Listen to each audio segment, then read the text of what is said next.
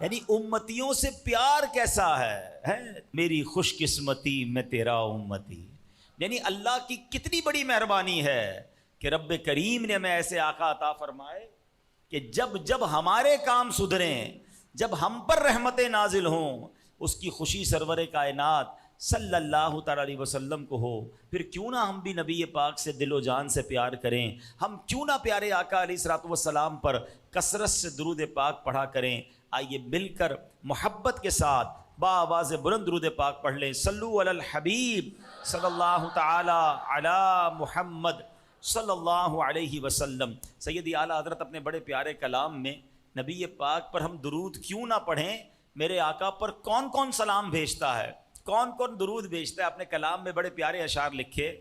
ان پر درود جن کو حجر تک کریں سلام، ان پر درود جن کو حجر تک کریں سلام، ان پر سلام جن کو تحیت شجر کی ہے، ان پر درود جن کو کسے بے کساں کہیں، ان پر سلام جن کو خبر بے خبر کی ہے، جنوں بشر سلام کو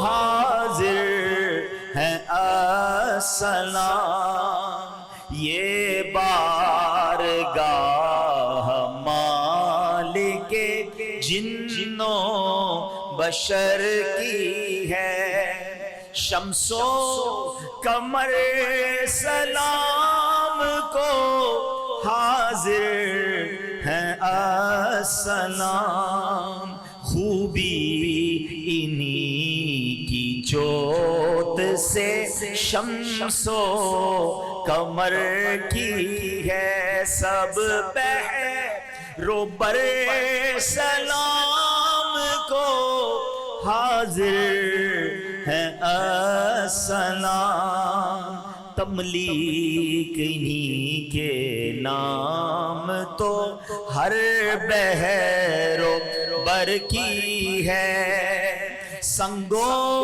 شجر سلام کو حاضر ہیں السلام، کلمے سے تر زبان درخت و حجر کی ہے، عرض و اثر سلام کو حاضر ہیں السلام، ملجائے بارگاہ دعا و اثر کی ہے. یعنی کون کون سلام نہیں کہہ رہا، کیا درخت، کیا پتھر، کیا چاند، کیا ستارے، کیا زمین، کیا سمندر. ارے جب بنا ہی سب نبی پاک کے نام پر ہے، میرے آقا تو وجہ تخلیق کائنات ہے نا، تو سارا جہان سلام کو حاضر ہے.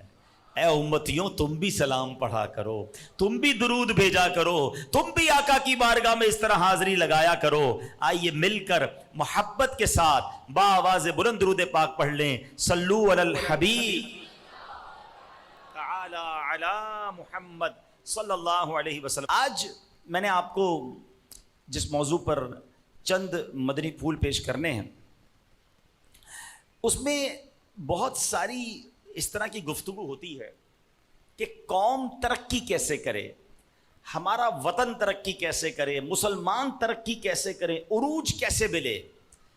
دیکھیے جب تک عروج نہیں ملا کرتا، جب تک زوال کی وجہ پتہ نہ چلے، جب تک تباہی کی وجہ پتہ نہ ہو. آپ کو پتہ ہوگا کس چیز سے نقصان ہوتا ہے، وہ کام چھوڑ دیں گے تو نفع ہونا شروع ہو جائے گا. ایسا ہی ہے نا. تو ہمیں پتہ تو چلے کہ بھائی قومیں تباہ کیوں ہو جاتی ہیں، ملک تباہ کیوں ہو جاتے ہیں، ایسا کیا کام ہے جو ہمیں نہیں کرنا چاہیے، اگر نہیں کریں گے تو ترقی ملنا شروع ہو جائے گی.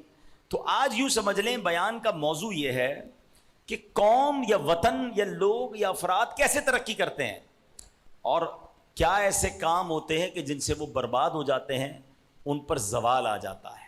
میں آپ کو ایک قرآنی واقعہ سناتا ہوں، ایک ایسی قوم کا واقعہ کہ جو قوم پوری دنیا کے لوگوں کے لیے مثال تھی، یعنی دنیا کی خوشحال ترین قوموں میں سے ایک قوم تھی، سبا۔ یہ عرب کا ایک قبیلہ تھا اور یہ لوگ اللہ پاک کے نبی حضرت ہود علیہ السلام کی اولاد میں سے تھے، ٹھیک ہے، اور یہ یمن کے قریب ایک بستی میں رہتے تھے۔ اللہ پاک نے انہیں کیسی نعمتوں سے نوازا تھا، جو میں نے کہا نا کہ پوری دنیا کے لیے یہ قوم مثال تھی۔ آپ نعمتیں سنیں گے آپ حیران ہو جائیں گے کہ ان کی آب و ہوا ایسی صاف تھی، پاک تھی کہ پوری آبادی میں، اس پوری گاؤں میں کہہ لیں، اس پورے علاقے میں کہہ لیں، کوئی مکھی نہیں تھا، کوئی مچھر نہیں تھا، کوئی کھٹمل نہیں، کوئی سانپ بچھو، کچھ بھی نہیں، بلکہ اتنی زبردست آب و ہوا تھی کہ بیمار آدمی اس شہر سے گزر جائے تو اس کی ہوا لگے وہ صحت مند ہو جاتا تھا۔ ایسی پیور اس کی کلائمیٹ تھا، اتنا صاف ستھری ہوا۔ اچھا، فرمایا کہ موسم بڑا کمال کا، نہ گرمی زیادہ نہ سردی زیادہ۔ انسان ہے نا، زیادہ گرمی پڑے پھر بھی پریشان، زیادہ سردی پڑے پھر پریشان، نارمل موسم سارا سال رہتا۔ فرمایا زمین اتنی زرخیز تھی کہ جو پھل لگاتے، جو پودا لگاتے، زبردست زمین جو ہے وہ درخت اگاتی تھی۔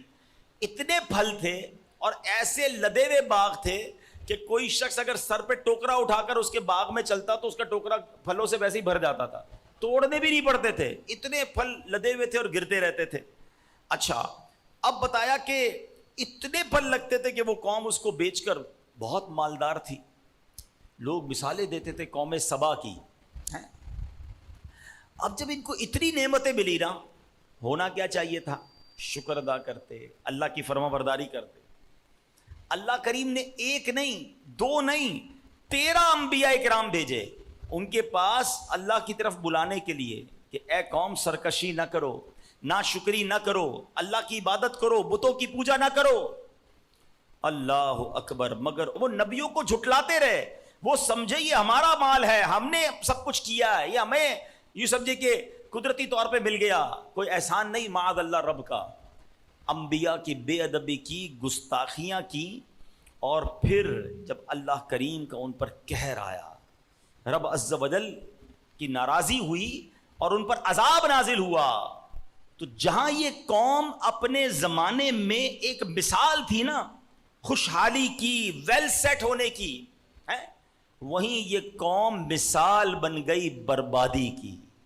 یعنی لوگ مثال دینے لگ گئے کہ دیکھو سبا والوں کے ساتھ کیا ہوا، ایسے باغ کے جن کے پھل گرتے تھے، اب وہ سارے کے سارے باغ ایسے کانٹے دار جھاڑیاں بن گئے کہ لوگ قریب سے بھی نہیں گزرتے تھے۔ یہ کیا ہوا؟ یہ کیسے ہوا؟ اللہ کریم نے قرآن مجید میں اس قوم کے اس واقعے کو ڈیفائن کرنے کے لیے قرآن پاک نے ایک پوری سورہ نازل فرمائی، سورہ سبا، یہ 22ویں پارے میں۔ آج تو میں مختصر بیان کروں گا، لیکن میں گزارش کروں گا کہ اسلامی 22 کو پڑھیں، مدنی چینل کے ناظرین پڑھیں، سوشل میڈیا کے ویورز پڑھیں۔ تفسیر قرآن صراط الجنان میں بہت تفصیل سے یہ واقعہ، جب آپ سورہ سبا کی تفسیر پڑھیں گے، قرآن سے پڑھنے کا لطف اور ہے، کسی سے سننا اور ہے، خود پڑھنا اور ہے، تو قرآن پڑھا کرو نا۔ اب دیکھو قرآن کیا کہتا ہے۔ بے شک سبا کے لیے ان کی آبادی میں نشانی تھی، 2 باغ دہنے اور بائیں، اپنے رب کا رزق کھاؤ اور اس کا شکر ادا کرو، پاکیزہ شہر اور بخشنے والا رب۔ تو انہوں نے منہ پھیرا تو ہم نے ان پر زور کا سیلاب بھیجا اور ان کے باغوں کے عوض 2 باغ انہیں بدل دیے، جن میں بکٹا میوہ اور جھاڑی اور کچھ تھوڑی سی بیریاں، ہم نے انہیں یہ بدلہ دیا ان کی ناشکری کی سزا۔ اور ہم کسے سزا دیتے ہیں؟ اسی کو جو ناشکرا ہے، جو اللہ کی نعمت کی قدر نہیں کرتا، اس کی نعمت ہی عذاب بنا دی جاتی ہے۔ وہ باغ جو ان کے لیے مثال تھا، اب وہی باغ ایسی کڑوی جھاڑیاں بن گئیں، ایسے کڑوے پھل بن گئے کہ اب کوئی ادھر جانے کے لیے تیار نہیں تھا۔ سیلاب بھیج دیا گیا، برباد کر دیا گیا، کیونکہ انہوں نے ناشکری کی۔ پیارے اسلامی بھائیوں، معلوم ہوا کہ ترقی اور عروج کا تعلق نام و نسب سے نہیں ہے۔ اس کے لیے یہ نہیں دیکھا جاتا کہ یہ کس کا بیٹا ہے، کس کا پوتا ہے، یہ نہیں دیکھا جاتا۔ کہ کون زیادہ پیسے والا ہے. ترقی اور عروج اللہ کی طرف سے کردار والوں کو ترقی ملتی ہے. کردار پست ہو جائے تو ترقی زوال میں برباد کر دی جاتی ہے. ہم تو مائل بکرم ہیں. گویا رحمت الہی یہ اشارہ دے رہی ہے, یہ پکار رہی ہے کہ ہم تو مائل بکرم ہیں, کوئی سائل ہی نہیں. راہ دکھلائیں کسے, کوئی راہ روے منزل ہی نہیں. میرے پیارے اسلامی بھائیوں, چاہتے سب ہیں کہ ہو اوج سریا پہ مقیم, یعنی چاہتے تو سب ہیں کہ جناب عروج مل جائے, ہماری پاکستان ترقی کر جائے, مسلمان ترقی کر جائیں. چاہتے تو سب ہیں کہ ہو اوج سریا پہ مقیم, پہلے پیدا تو کرے ایسا کوئی قلب سلیم. پہلے وہ پاکیزہ دل تو پیدا کرو نا کہ جسے رب ترقی عطا فرماتا ہے. اے میرے پیارے اسلامی بھائیوں, اللہ کریم 13ویں پارے میں سورہ رعد کی آیت نمبر 11 میں کیا ارشاد فرماتا ہے. آج سمجھ لیں اس بیان کا جو مین ٹاپک ہے نا, وہ اس آیت سے آپ کو سمجھ آ جائے گا. اور یہی آج میں سکھانا, خود بھی سیکھنا چاہتا ہوں اور آپ کو بھی عرض کرنا چاہتا ہوں. اپنے تمام میرے اہل وطن جو سن رہے ہیں, ہم سب چاہتے ہیں ہمارے پاکستان کی جو مشکل گھڑی ہے, یہ جو مشکل وقت ہے, وہ اس سے نکل جائے. مگر آؤ قرآن کی طرف رہنمائی لیتے ہیں, قرآن سے پوچھتے ہیں کہ اس مشکل سے نکلنے کا راستہ کیا ہے, کیسے ایک بار پھر مسلمانوں کو اور بالخصوص ہمارے وطن کو عروج مل سکتا ہے. سنو, اللہ قرآن میں فرماتا ہے, بے شک اللہ کسی قوم سے اپنی نعمت نہیں بدلتا جب تک وہ خود اپنی حالت نہ بدل دیں. اللہ نعمت واپس نہیں لیتا ہے. قوم اگر اپنے کام ایسے غلط کرے تو پھر وہ نعمتیں اس سے چھن جاتی ہیں. تفسیر قرآن صراط الجنان میں قبلہ مفتی صاحب کیا فرماتے ہیں, اس آیت میں قدرت کا ایک قانون بیان کیا گیا ہے کہ اللہ پاک اس وقت تک قوم سے ان کی نعمتیں واپس نہیں لیتا جب تک وہ قوم خود اپنے اچھے اعمال کو برے اعمال میں تبدیل نہ کر دے. اب آئیے جائزہ لیتے ہیں دنیا بھر کے مسلمانوں کا بھی اور ساتھ ساتھ ہمارے اپنے وطن میں مسلمانوں کا. جو پرابلمز ہیں, جو مشکلیں ہیں, جو پریشانیاں ہیں, ایک مشکل سے نکلتے نہیں دوسری مشکل آ جاتی ہے. ایک وقت تھا کہ پوری دنیا میں ہمارے وطن کا نام تھا, ایک وقت تھا کہ دنیا میں عروج تھا مسلمانوں کا. یہ کیوں ہوا؟ قرآن کہتا ہے اللہ نعمت واپس نہیں لیتا ہے جب تک قوم خود اپنے کام ایسے نہ کرے. اب ذرا غور کریں کہ یہ نعمتیں جو ہے نا, عروج, ترقی, اللہ تعالیٰ جس کو نصیب فرماتا ہے بلا وجہ واپس نہیں لیتا ہے. اچھے اعمال کی جگہ برے اعمال جب کرنے لگ جاتی ہے قوم, فرض شناسی کی بجائے لاپرواہی سے کام لیتی ہے, تقوی کی بجائے گناہ سے کام لیتی ہے, شکر گزاری کے بجائے ناشکری سے کام کرتی ہے, تو قوموں کو عزت کو ذلت میں, خوشحالی کو تنگی میں, عروج کو پستی میں, ترقی کو زوال میں اور کامیابی کو ناکامی میں تبدیل کر دیا جاتا ہے. آؤ میں کچھ پچھلی قوموں کے آپ کو ہائی لائٹس بتاتا ہوں, پچھلی قوموں کے کچھ حالات بتاتا ہوں. قوم عاد, اگر قرآن پڑھیں نا, تفسیر قرآن پڑھیں, قوم عاد ایک ایسی قوم تھی کہ جن کو اللہ نے طاقت عطا کی, دولت سے نوازا, مگر ان ظالموں نے اللہ کی نافرمانی کی, اللہ کے نبیوں کی بات نہ مانی, بہت اللہ کو ناراض کیا. اتنا مال اور اتنی طاقت تھی مگر اللہ نے آندھی کا عذاب بھیجا, یہ قوم نیست و نابود کر دی گئی, کوئی نام لینے والا باقی نہ بچا. پھر قوم سمود آئی, اللہ نے ان کو فن تعمیر کا ایسا شاہکار بنایا, یہ پہاڑ میں گھر بنا لیتے تھے, بڑا عروج عطا ہوا, مگر اس قوم نے بھی رب کی نافرمانی کی, اللہ کے غضب کو دعوت دی, شرک کیا, ناشکرے بنے. اللہ کریم نے شدید زلزلہ بھیجا, یہ قوم تباہ و برباد کر دی گئی. نمرود اور شداد جو تھے, فرعون جو تھے, ان سب کو تخت و تاج ملا, ان کو حکومت ملی, مگر ان ظالموں نے اس حکومت کے بمقابلے میں اللہ کی نعمت کی قدر نہ کی, ناشکری کی, اپنے آپ کو کچھ تو خدا سمجھنے لگے. اب ایسا قہر طاری ہوا کہ تباہ و برباد ہو گئے, پوری دنیا میں نشان عبرت بنا دیے گئے. اب بنی اسرائیل کو دیکھیں, کتنے انبیاء آئے اس قوم میں, فرعون سے اللہ نے نجات دی, مصر کی حکومت دی, ان لوگوں نے شکر ادا نہ کیا, اللہ کی نافرمانی کی, اللہ کریم نے ان پر ذلت کو مسلط فرما دیا. کیا سیکھنے کو ملا؟ پتا چلا کہ جب تک قوم اپنی حالت نہ بدلے اللہ پاک نعمتوں سے محروم نہیں فرماتا ہے.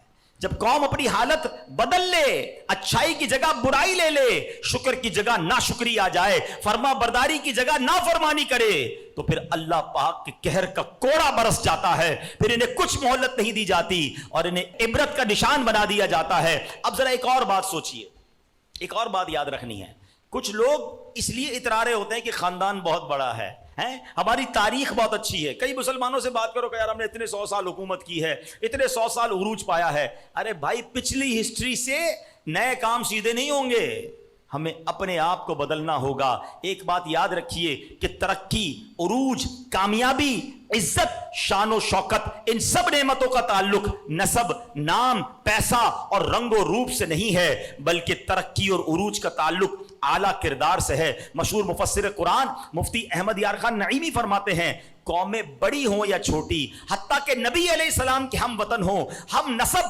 بلکہ انبیاء کے قرابت دار بھی ہوں، یہاں تک کہ انبیاء کی اولاد بھی ہوں، جو اللہ پاک کی نعمت کی ناشکری کرے گا اس سے وہ نعمت چھین لی جائے گی. نبیوں کے گھر والے چاہے کیوں نہ ہو، اگر ناشکری میں پڑ گئے نا تو ان سے بھی چھین لیا جائے گا. آؤ میں آپ کو پیارے آقا کے زمانے میں لیے چلتا ہوں، بات اور جلدی سمجھ آئے گی. آپ کو پتہ ہے کہ اہل مکہ ابھی تک نبی پاک جلوہ فرما نہیں ہوئے تھے، تو ان اہل مکہ کے پاس کیا تھا؟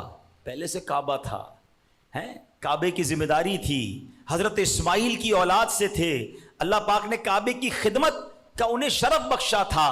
مکہ پاک میں کیسی کیسی نعمتیں تھیں، وہاں پر اناج پراپر اگتا نہیں تھا مگر اس شہر میں ہر طرح کا پھل اور اناج انہیں مل جاتا تھا. ان کے لیے تجارت کی راہ ہموار کر دی گئی. دنیا کے بڑے بڑے لوگ اہل مکہ کو قدر کی نگاہ سے دیکھتے تھے، مگر ان بدبختوں نے کیا کیا کہ اللہ کے گھر کعبے کو شرک کا سینٹر بنا دیا. اللہ اکبر. ذرا سوچئے وہ لوگ جن کے پاس کعبہ تھا، جو اہل مکہ کہلاتے تھے، جو حضرت اسماعیل کی اولاد سے کہلاتے تھے، مگر جب رب عز و جل کے غضب کو دعوت دی، اللہ کی ناشکری کی، تو ان لوگوں کا حال کیسا ہوا کہ کعبہ معظمہ کے رکھوالے تو تھے مگر بدر کے میدان میں مکے والوں کا ایسا غرور خاک میں ملا کہ وہ تباہ و برباد کر دیے گئے، ان کا نام باقی نہ رہا. مسلمانوں کو پھر گویا یہ خدمت مسلمانوں کے ہاتھ میں آ گئی اور ان کفار مکہ سے وہ واپس لے لی گئی کیونکہ انہوں نے کفر کا راستہ اختیار کیا. تو پتہ چلا میرے پیارے اسلامی بھائیوں، اللہ نعمت کو واپس نہیں لیتا ہے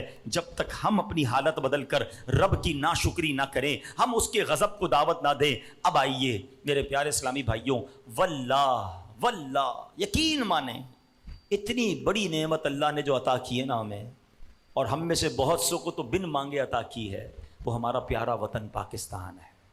پوچھو ان سے جنہوں نے تقسیم پاکستان سے پہلے کے حالات دیکھے ہیں، پوچھو ان سے جنہوں نے غلام قومیں دیکھی ہیں، آزادی کی نعمت کیا ہے وہ بتا ہی نہیں سکتا کہ جو دوسری دنیا میں جہاں جہاں مسلمان رہتے ہیں اور کتنے پریشان. ورنہ میں نے آلموسٹ ساری دنیا دیکھی ہے اور میں نے کئی ملکوں میں مسلمانوں کا حال دیکھا ہے کہ جہاں نماز پڑھنے میں وہ ڈرتے ہیں، جہاں اسلامی بہنیں پردہ کریں تو پردے میں پرابلم ہے. جناب مسلمانوں کو اپنی عبادات کرنے میں مشکل ہو رہی ہے. واللہ جب وہ حال دیکھتے ہیں تو مسجد کا قدر ہوتی ہے، یہ اذانوں کی قدر ہوتی ہے، یہ جو ہمارے کانوں میں درود و سلام کی صدائیں آتی ہیں اس کی قدر ہوتی ہے. میں بہت پہلے جب امریکہ گیا، کینیڈا گیا، 50 کلومیٹر دور مسجد ہوتی ہے اور لوگوں کو اتنا لمبا سفر کر کے نماز کے لیے آنا پڑتا ہے. اللہ اکبر. آج ہماری ہر دوسری گلی میں مسجد ہے، جب چاہیں نماز پڑھیں، سجدے کریں، اذانیں دیں. یہ وطن پاکستان اللہ نے ہمیں بہت بڑی نعمت دی ہے، بہت بڑا یہ ہم پر احسان ہے. اے میرے پیارے اسلامی بھائیوں، ایک بات یاد رہے کہ برے صغیر میں مسلمان 100 سال تک غلامی کی زنجیروں میں جکڑے رہے. مسلمانوں کو ذلت کی نگاہ سے دیکھا جاتا تھا، ان پر ظلم و ستم کے پہاڑ توڑے جاتے تھے. غیر مسلم مسلمانوں کو جانی اور مالی نقصان پہنچاتے تھے. بات بات پر مسلمانوں کی عزت اچھالی جاتی، مسلح کہہ کر مسلمانوں کے نام بگاڑ کر انہیں پکارا جاتا تھا. اللہ پاک نے کرم کیا، عاشقان رسول علماء کرام کی محنت رنگ لائی، بیانات کر کے کتابیں لکھ کر لوگوں تک آواز پہنچائی اور عاشقان رسول نے یہ پیغام پہنچایا اور بر صغیر کے کونے کونے سے یہ نعرہ لگنے لگا. اور وہ نعرہ کتنا خوبصورت تھا کہ پاکستان کا مطلب کیا، لا الہ الا اللہ. کون ہمارے رہنما؟ محمد الرسول اللہ. آؤ ذرا مل کے لگاؤ، پاکستان کا مطلب کیا؟ کون ہمارے رہنما؟ محمد الرسول. پاکستان کا مطلب کیا؟ کون ہمارے رہنما؟ محمد الرسول. اب ذرا غور کریں کہ یہ نعرہ کیا تھا کہ پاکستان بننا ہی کلمے کے نام پر ہے. عاشقان رسول کی محنت رنگ لائی اور اللہ نے ہمیں 14 اگست 27 رمضان المبارک کے مبارک دن یہ پیارا وطن پاکستان عطا فرما دیا. جتنا شکر ادا کرے وہ کم ہے, ساری زندگی سجدے کرے تو کم ہے کہ اللہ نے ہمیں اپنا پیارا وطن عطا فرمایا. اب دیکھنا یہ ہے کہ ہم اس نعمت کا شکر ادا کر رہے ہیں, کیا اس نعمت کو ہم اللہ کی رضا والے کاموں میں صرف کر رہے ہیں, یا کہیں ہم دوبارہ زوال کی طرف اس لیے تو نہیں جا رہے کہ اس نعمت میں بھی ناشکری ہو رہی ہے, ہم اللہ کے غضب کو دعوت دے کر اپنے وطن کو نقصان پہنچا رہے ہیں. آؤ میں آپ کو لیے چلتا ہوں. جب 13 جنوری 1948 کی بات ہے, پاکستان کو بنے ابھی 3-4 مہینے ہوئے ہیں. اسلامیہ کالج پشاور میں حصول پاکستان کا مقصد بیان کرتے ہوئے بانی پاکستان محمد علی جناح نے کیا کہا کہ ہم نے پاکستان کا مطالبہ ایک زمین کا ٹکڑا حاصل کرنے کے لیے نہیں لیا, ہم اچھے طریقے سے اسلام پر عمل کر سکیں. آپ نے 6 مارچ 1946 کو ایک تقریر کی, اس کے الفاظ سنیے گا. وہ کہتے ہیں let us go back to our holy book the Quran, let us revert to the hadith and the great tradition of Islam which have everything in them for guidance. وہ کہتے ہیں یعنی ہمیں اپنی پاکیزہ کتاب قرآن کریم کی طرف واپس پلٹنا ہوگا, ہمیں حدیث شریف اور اسلام کی تاریخ کی طرف دوبارہ رخ کرنا ہوگا جن میں ہمارے لیے رہنمائی کے لیے سب کچھ موجود ہے. یہ مقصد تھا اس ملک کو بنانے کا, یہ ریزن تھا اس ملک کو بنانے کا. مگر آج کیا ہم اس پر پورے اتر رہے ہیں؟ کیا ہمارا چال چلن قرآن و حدیث کے مطابق ہے؟ بلکہ کیا ہم قرآن اور حدیث پڑھتے بھی ہیں؟ جس مقصد کے لیے ملک بنا, ہم یہاں نماز آزادی سے پڑھ سکیں, مگر مسجدیں تو بن گئیں, مگر کیا سارے پاکستانی نماز پڑھ رہے ہیں؟ اس لیے بنا کہ ہم سکون سے قرآن پڑھ سکیں, مگر کیا ہم قرآن پڑھ رہے ہیں, قرآن کی تعلیمات پر عمل کر رہے ہیں؟ یہ وطن اس لیے بنا کہ میری مائیں بہنیں پردہ کریں تو کوئی تنگ نہ کرے, کوئی ان کی چادر اور چار دیواری پر انگلی نہ اٹھائے. مگر آج میری مائیں اور بہنیں کیا پردہ کر رہی ہیں, یا وہ پردہ اتار کر بازاروں کی زینت بن رہی ہیں؟ یہ وطن اس لیے بنا کہ یہاں ہم سنتوں پر عمل کریں, چہرے پر داڑھی ہو, سر پر امامہ ہو, سنت کا لباس ہو تو کوئی طنز نہ کرے کہ تم نے یہ کیسا لباس پہنا ہے. مگر بدقسمتی یہ ہے کہ اگر آج کوئی عاشق رسول مسلمانوں کے اس ملک میں سنتوں کا لباس پہنتا ہے, چہرے پر داڑھی سجاتا ہے, سنت پر عمل کرتا ہے, تو کافر کیا تنگ کریں گے؟ مسلمان کہلانے والا بعض اوقات طنز کر رہا ہوتا ہے. یہ وطن اس لیے نہیں بنا تھا, یہ وطن صحیح طریقے سے ہم عبادت کر سکے, ہمیں رب کے حضور سجدہ کرنے سے کوئی روک نہ سکے. مگر آج کتنے لوگ سجدہ کر رہے ہیں؟ اس کو آسان طریقے سے چیک کرنا ہونا تو محلے میں جمعے کی نماز میں آپ نمازی دیکھ لیں. اگر یہ جمعے میں اتنی پبلک ہے تو باقی نمازوں میں کہاں ہے؟ اس کا مطلب یہ ہوا, اور میں ایک اور عجیب بات کہتا ہوں تو دل اور دکھے گا آپ کا, کہ جمعے میں جتنے نمازی ہوتے ہیں نا, اس کو دیکھیں عید میں کتنے نمازی ہوتے ہیں, تو شاید جمعے سے بھی ڈبل نمازی عید میں آتے ہیں. ایسا ہی ہے؟ اس کی کیا وجہ ہے؟ اس کا مطلب جو عید پڑھتے ہیں شاید ان میں بہت بڑی تعداد جمعہ بھی نہیں پڑھتی ہے, اور جو جمعہ پڑھتی ہے ان میں بہت بڑی تعداد فرض نماز بھی نہیں پڑھتی ہے. یہ حال ہے ہمارا. پھر ہم کہتے ہیں پتہ نہیں کیا ہو گیا ہے, ہمارے وطن میں برکت کیوں نہیں ہے, ہماری روزی میں برکت کیوں نہیں ہے, ہماری مشکلیں. آپ نے جس مقصد کے لیے ملک لیا ہے وہ مقصد ہی بھلا بیٹھے ہیں. اللہ کی رضا والے کام ہم چھوڑتے جا رہے ہیں. ایسا نہ کریں میرے پیارے اسلامی بھائیوں. بلکہ افسوس پتہ ہے کیا ہوتا ہے, ایک تو گناہوں پر شرمندگی ہونی چاہیے, شرمندگی تو ہے نہیں. اب 14 اگست یقیناً یہ بہت خوشی کا دن ہے, شکر منانے کا دن ہے, اللہ کی بارگاہ میں سجدے کرنے کا دن ہے. مگر اس دن کیا ہوتا ہے؟